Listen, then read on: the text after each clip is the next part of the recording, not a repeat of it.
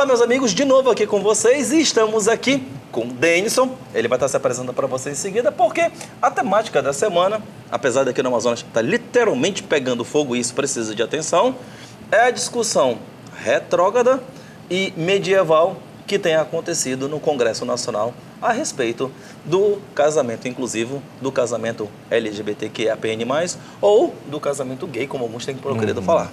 Esse é o tema de hoje.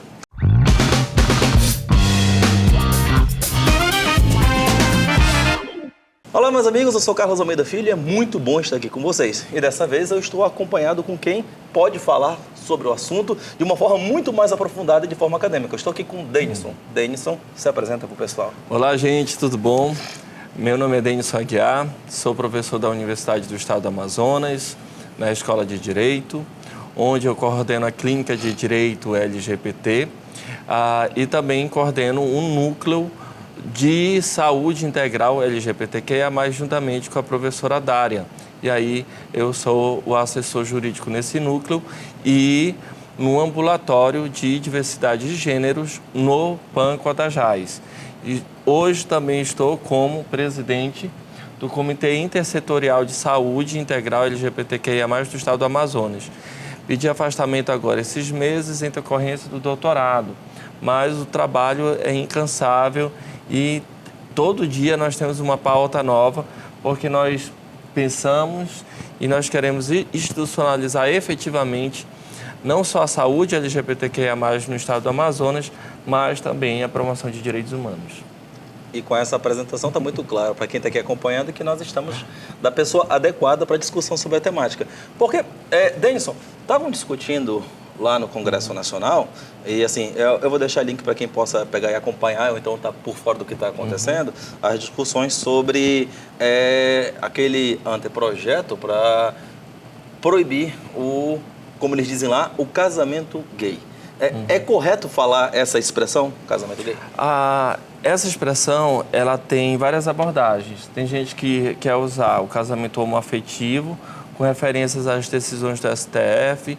Tem outras pessoas que querem falar do casamento gay, do casamento LGBTQIAPN+, do casamento inclusivo. Mas, independentemente dessa denominação, o importante é que o casamento seja para todo e qualquer casal, seja hétero ou seja homo. E o desafio hoje que nós temos é nós fazermos uma luta social, política, para que não seja aprovado, como eu poderia falar, essa loucura legislativa que parece que não sei o que tem na água lá do Congresso, mas me causa muita estranheza um Congresso Nacional ter uma preocupação em legislar para não ter um casamento de algo que já é consolidado socialmente. Me causa muita estranheza. Mas sobre essa estranheza, daqui a pouco eu vou falar um pouquinho mais. Ele já está adorando a pílula, porque dizem por aí que quem disso usa, disso cuida. Mas vamos lá. Eu acho que a gente pode dividir essa discussão em dois pontos. Uma é a questão a respeito da opção do Estado brasileiro a respeito do que se entende por direito. Eu acho que a gente tem que botar isso nesses pontos. E depois a discussão sobre o tema em si. E aí, nesse ponto, eu vou te pedir licença, porque, assim, para quem ainda não entendeu, porque eu vi gente dizendo lá, que teve um camarada lá dizendo no Congresso, que a nossa Constituição diz isso, e a Constituição que ele dizia era a Bíblia. Olha, para os desavisados, o Estado é laico. Tá lá no preâmbulo da Constituição. O Estado brasileiro, nós não temos religião oficial. Nem religião cristã, nenhuma religião. Todas são bem-vindas aqui, inclusive nenhuma, que se você também tiver, também é bem-vindo. Porque nós vivemos no Estado de Direito. E no Estado de Direito, os institutos existem para servir, obviamente, a regulação dos direitos civis entre nós. E nesse caso, como existe liberdade religiosa, eu não posso impor, pelo próprio princípio da liberdade, nesse caso, esse pessoal dessa direita esquizofrênica que nós temos aqui no Brasil, acaba escolhendo. Porque é esquizofrênico porque ele escolhe o que é o conveniente para ele. Né? Porque existe liberdade, mas a pessoa não tem liberdade para fazer o que quer com o corpo. Não existe liberdade para fazer o que quiser na vida dela. É muito interessante essa situação. E assim, eu estou falando desse ponto específico. Então, assim, a liberdade religiosa não é fundamento para que você possa pegar e soterrar a outra pessoa com a sua opção religiosa. Então, sobre esse aspecto, eu acho que a discussão não tem como ir muito a fundo. Porque, quer queira, quer não, e aí, Denison, analisando os institutos de direito civil, e assim a gente está falando de direito civil, o casamento, enquanto instituto de direito, ele tem uma finalidade muito simples e precípua, que é proteção patrimonial e concessão de assistência. Só. Porque as pessoas confundem o casamento enquanto instituto de direito com o casamento enquanto instituto religioso. E isso deixa todo mundo já eriçado, misturando essa situação. Tu consegues comentar a situação? E quando nós falamos dessas questões patrimoniais e assistenciais, dinheiro não tem orientação sexual e nem gênero, porque dinheiro é dinheiro, né? Quantos e quantos casos eu já vi de famílias que estavam esperando o membro morrer para tentar absorver todo o patrimônio? São famosos esses casos. São vários casos. O último caso que eu vi aqui foi um caso de um gay que estava no hospital à beira da morte. A família toda entrou no apartamento alugado dele, venderam tudo com o argumento de que eles estavam vendendo tudo para pagar o hospital, mas ele estava em hospital público, ou seja, o gay LGBTQIA+, não serve para ficar na família enquanto não tiver dinheiro. Enquanto tiver dinheiro quer dizer, você tem aí um preconceito, uma discriminação simplesmente silenciado por causa do dinheiro, isso é um problema muito sério. E quando a gente fala de casamento, a gente fala disso, porque quando um casal LGBTQIA+, está vivendo junto, construindo a vida junto, e um deles morre, o outro ele vai se sobreerguer do que os dois construíram juntos. Aí vem a família que quer tomar tudo. Não é assim não. Então é essa grande importância social do casamento LGBTQIA+. Por quê? Porque é um casamento que vai proteger os direitos de quem paga imposto, tal qual como todo mundo. População LGBTQIA+, não paga imposto? Paga! Por que não pode ter os mesmos direitos? Que história é essa? Essa é uma questão interessante, até porque a Erika Hilton estava comentando essa semana, ela fez um discurso sobre a situação, ela que pegou e foi expulsa de casa aos 14 anos. E assim, é muito interessante, né? A pessoa acaba sendo expulsa por conta de uma entronização de preconceitos, e ela constrói a vida dela só, e aquela pessoa que foi companheira dela passa a não ter o direito de ter de ter o resultado daquela união, daquele trabalho, daquele esforço, daquele afeto em conjunto por conta de uma situação de preconceito estrutural. Essa é uma questão que eu acho que é importante ser colocada, porque eu estava discutindo isso hoje lá no Congresso, porque a questão é muito anterior ao casamento, pelo menos imagino eu. É a negação do existir da forma como você quer.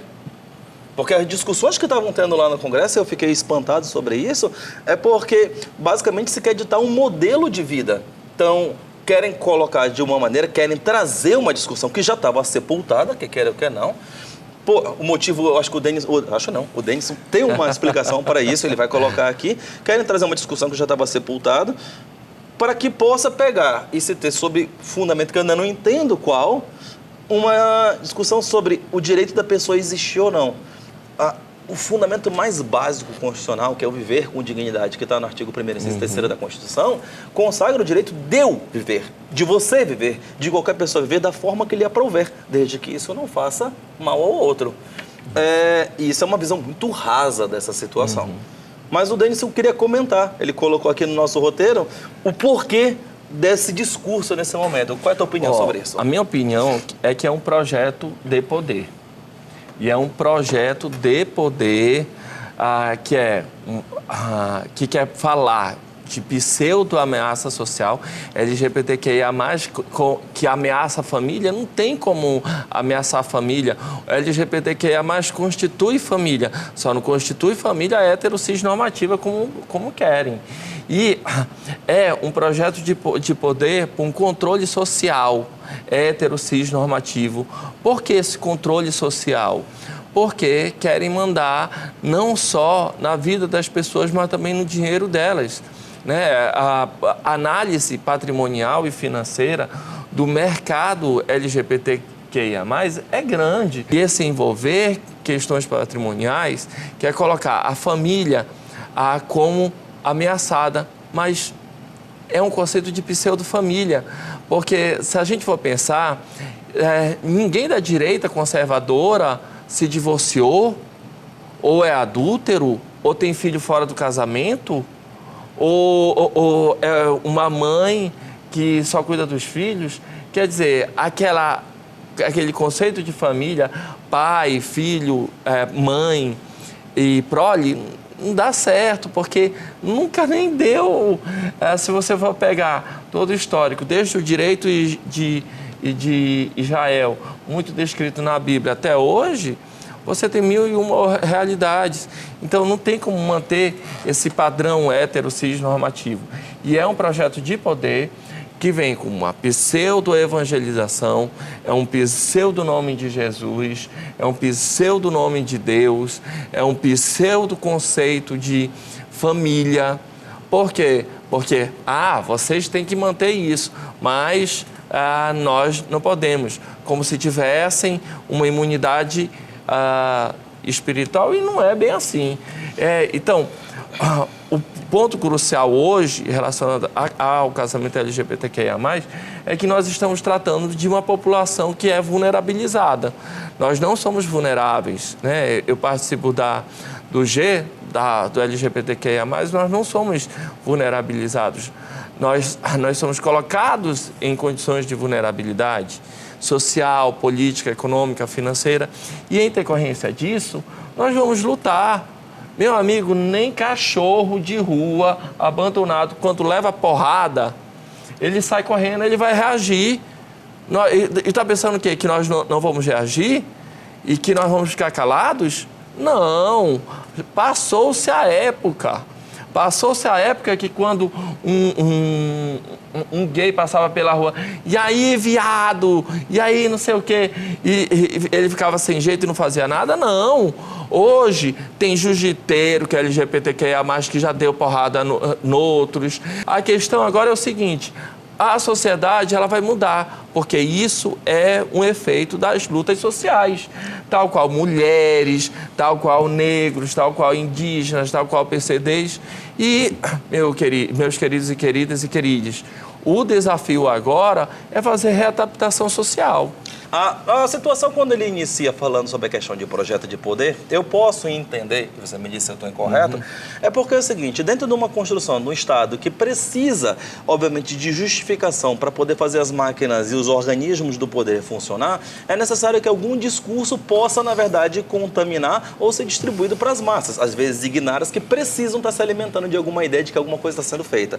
Então, a tradução do projeto de poder é, principalmente para direita esquizofrênica, eu gosto de falar de direita esquizofrênica de novo, porque não tem lógica. O pessoal do Meteoro chama de direita maluca, né? Então, assim, principalmente para esses, porque, assim, ficar lutando contra moinho é sempre legal, não é verdade? Porque eu invento uma discussão contra alguém. Então, eu escolho um grupo para eu poder ficar sectarizando e ficar, na verdade, malhando, enquanto os problemas reais estão acontecendo. De novo, iniciamos o vídeo dizendo, aqui está pegando fogo, literalmente. Enquanto essas discussões estão acontecendo, enquanto o meio ambiente está nos sufocando, continua se escolhendo alvos preferenciais que não são problemas para o funcionamento da sociedade, para poder fazer uma discussão que alimentem aqueles que precisam estar odiando alguém. De novo, foi o cara que falou, já chega de ódio. Né? Já chega de ódio. Então, essa discussão acaba alimentando quem acha que vai ter a sua família vulnerabilizada sobre isso. É o que acaba discutindo dentro. E aí que entra... nesse projeto de poder vai entrar uma manipulação social. Pânico moral, né? Pânico moral. Porque é o seguinte: enquanto eu estou lá no Congresso discutindo casamento LGBTQIA+, nos bastidores do Congresso estão ocorrendo o quê? Quais são as negociações? A guerra que está acontecendo nesse momento agora, onde o Centrão está pressionando pesado pela Caixa Econômica, por exemplo. Entenderam? Onde a pauta está travada agora. Aí, por exemplo, enquanto eu estou com um problema seríssimo do único banco público do Brasil sendo colocado em xeque, eu vou colocar 1000 e outras coisas para escamotear o que efetivamente eu estou querendo fazer agora. E aí, esse jogo político público também coloca em risco a população LGBTQIA+. Até porque, de novo, fica sendo escolhido como sendo o alvo para a discussão de alguma coisa que é tangencial. Isso. Mas, de novo, não é para ser utilizado isso para tanto. outra coisa que o Denison falou e a gente precisa pontuar aqui é porque a discussão lá na Câmara dos Deputados estava acontecendo com base no modelo bíblico de família. De novo, se vai escolher uma religião para poder atrelar as tuas convicções, escolha diversas, porque, de novo, o Brasil é efetivamente ecumênico. Na verdade, é muito mais do que isso, é laico. Então, mas mesmo o modelo bíblico cristão que estava escolhendo tem suas dificuldades. Porque eu vou deixar aí o link para que você possa acompanhar. Um pastor teve um lampejo de lucidez e perguntou, que modelo bíblico? Tá? O modelo bíblico de Salomão, por exemplo, com centenas de mulheres e concubinas, um modelo bíblico de vários outros personagens bíblicos que admitiam poligamia de forma bastante ampla, ou outras situações que admitiam, olha aí o perigo, a descrição no Gênesis sobre o incesto no início da criação da humanidade. Então, assim, mesmo a construção na Bíblia, que por um acaso que vem do grego, que é plural de livros, na verdade, que na verdade é uma pleiade de livros para tanto, não apresenta, obviamente, coerência para que você possa distribuir um raciocínio que possa, na verdade, fazer a condução de uma sociedade hoje. Então, assim, essa discussão já é vazia por si só. A discussão é vazia. Mas havia uma outra mais absurda, Denison, e eu queria que tu comentasse essa situação. Porque alguém partiu para biologia lá. Isso. Alguém partiu para biologia e disse, não, Isso. não, peraí, casamento não é para isso, o casamento é para procriar.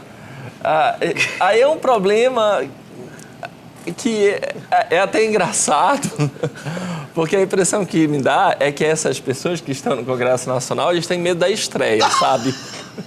Olha aí, mano. Porque só pode, porque... meu amigo, como é que hétero saudável não tem como pauta essas questões? Teve um que perguntou agora... Hétero bem resolvido não tem. É porque teve um que perguntou... Desculpa, tá, gente? Teve um que perguntou agora, e aí, eu não vou falar quem. Teve alguém que perguntou aí por que não tinha o dia do orgulho hétero. E por que tinha o dia do orgulho gay? Por quê, Denison? Por quê? Porque tem uma porcentagem de pessoas LGBTQIA+, que são assassinadas por ser LGBTQIA+. Quantas pessoas morreram por ser hétero? Ninguém. Mas quantas pessoas morreram por ser LGBTQIA+? Várias. E geralmente a pessoa que estupra, que mata um LGBTQIA+, é aquela pessoa que tinha uma vida dupla. A teoria da projeção, pode dizer? Mas eu não tenho nem dúvida disso. A propósito, O Silêncio dos Inocentes, aquele filme com o Judy Foster antigo, Isso. discutia uma questão semelhante a isso. Você cobiça aquilo que você vê, ou então aquilo que você quer? Porque uma pessoa que é bem resolvida psicologicamente, sexualmente falando, ela não vai ficar querendo denegrir o que que ela não é. Né? Geralmente as pessoas só denigrem quem ela é, e aí o perdão de usar essa palavra, mas seria o autopreconceito, a homofobia internalizada.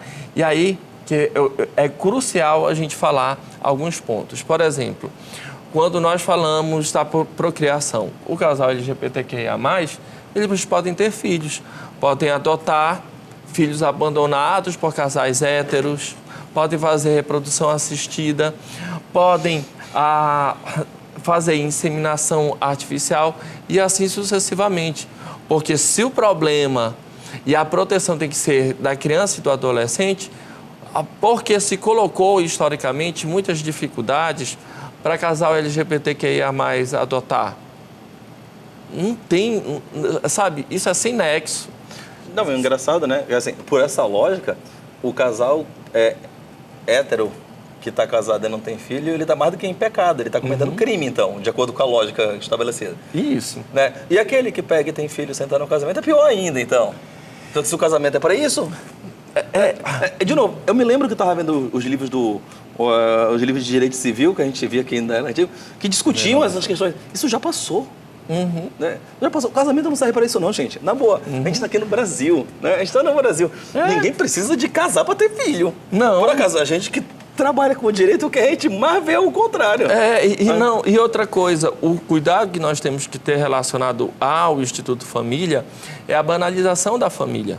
Hoje nós vivemos um momento de que a família é banalizada, de que o casamento é banalizado. Então, se a campanha é para a proteção do casamento, é para a proteção de família, isso é para todos nós. Seja LGBTQIA+, seja hétero, seja pan, seja o que for.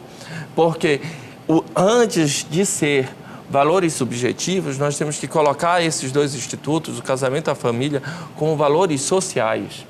E no momento que nós colocamos como valores sociais, nós estamos falando de que nós temos que dar importância tal qual elas necessitam, mas não utilizar como um choquete político, porque não vai dar, não vai rolar, vai ter briga, vai ter dissenso, vai ter uma contra-atenção social, porque família e casamento desregrado, entre aspas, nós vamos ter a torta direita. E aí eu me pergunto, qual é o casamento e qual é a família que ela é toda certinha, que ela é toda bonitinha? Não existe, gente. O que a gente pode acabar concluindo, e a gente tem que passar para esse ponto, é que assim, pelo menos até agora, o projeto lá foi pro saco. Mas isso não quer dizer que tenha havido vitória. O que na verdade aconteceu, como o próprio Denison destacou aqui, é que a discussão da pauta tinha justamente o motivo de fazer isso, de engajar, de buscar dessa massa, ou então desse povo todo que quer escolher alguém para alvo enquanto os problemas reais estão acontecendo à nossa volta, mas quer queira, quer não, vulnerabilizando e discutindo cada vez mais pessoas que só querem ter o direito de existir. A questão fundamental no casamento e na família é uma só: respeito. Ponto. E respeito a gente já alcançou legislativamente. Então a discussão sobre isso, na verdade, é algo muito mais anterior. É algo que nega a própria existência. E se tem uma coisa que ninguém pode legislar, é contra a existência de outrem. Nosso Brasil não tem pena de morte. Da propósito, são os mesmos que pegam e são defensores de andar com arma torta e direito. Sim. Talvez a questão seja essa, porque recentemente uma parlamentar disse com relação ao marco temporal que se ele não fosse aprovado ia ter um banho de sangue, instigando com que houvesse, na verdade, um eriçamento entre populações indígenas e todas as demais, o que é algo absurdo. E com relação à questão LGBT que estava sendo discutida mesmo lá no Congresso, a questão era, eu acabo eriçando e trazendo à baila problemas que efetivamente não existem. Porque, da mesma forma, se você é hétero, você vive hétero, se você é LGBT, você vive LGBT, se você é qualquer coisa, você vive do jeito que você quiser. Agora, tanta preocupação desse jeito só me parece uma coisa. Eu concordo com o Denis com relação ao medo. Mas me parece, na verdade, a manutenção de um discurso de ódio. Para mim, já chega de ódio. Não, tanto já chega de ódio que hoje nós começamos a ter um momento de se pensar como política pública em educação e sexualidade. Por quê? Porque é preciso educar sobre sexualidade. Não tem povo civilizado que não vai crescer, que não trabalhe efetivamente a questão de educação sexual. E a educação sexual, ela previne pedofilia, ela previne a falta de planejamento familiar, ela previne ISTs, HIV, que os índices sempre são muito altos. Então, para que serve a educação sexual? A educação sexual é uma política pública para manter a saúde mental, física, psicológica da nossa sociedade.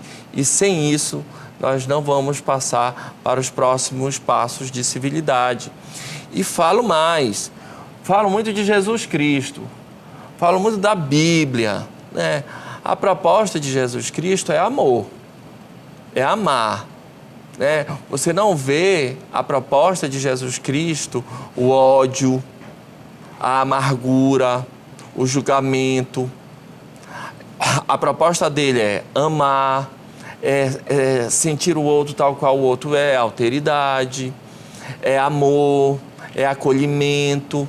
Em todo o histórico da Bíblia canônica que nós vemos, o modelo de Jesus Cristo é um modelo a ser seguido, mas esse modelo ele não pode ser deturpado e nem utilizado de maneira equivocada, nem como joguete político ou social, não. Jesus Cristo, a proposta de Jesus Cristo é a proposta de amor. Então, vamos colocar essa proposta de uma maneira efetiva, eficiente e eficaz em nossa sociedade. Não é isso? O povo não fala, eu sou cristão, eu sou cristão. Tudo bem você ser cristão, mas o Estado é laico. E aí a gente tem que saber separar as coisas. E mesmo assim, e se você for cristão, para a gente encerrar, o comando de nosso Senhor Jesus Cristo é um só. É amor. E amor é, obviamente, o quê? É respeito. E se respeita a qualquer um. Então, essa situação referente a essa discussão toda é uma discussão, na verdade, feita para gado ficar tendo que celebrar. Não é outra coisa sobre isso. Não é outra coisa sobre isso. E assim, eu entendo, e eu acho que eu vou passar a bola para ti, lá com relação ao teu laboratório, que o que foi discutido lá no Congresso acabou resvalando na atuação criminal contra a homofobia. E eu acho que isso precisa ser investigado. Dá a palavra final para a gente poder seguir. Porque, enfim, homofobia é crime e daqui a pouco nós vamos ter mais tipificações específicas relacionadas à questão de gênero no Brasil. Gostaria de agradecer o convite, meu querido, e até a próxima, gente. Um abraço. E até a próxima. E para quem chegou aqui até o final, eu acho interessante comentar. Comenta conosco, deixa as observações e segue o Denison nas redes. Eu vou colocar o link para que você possa acompanhar. Muito obrigado, até semana que vem.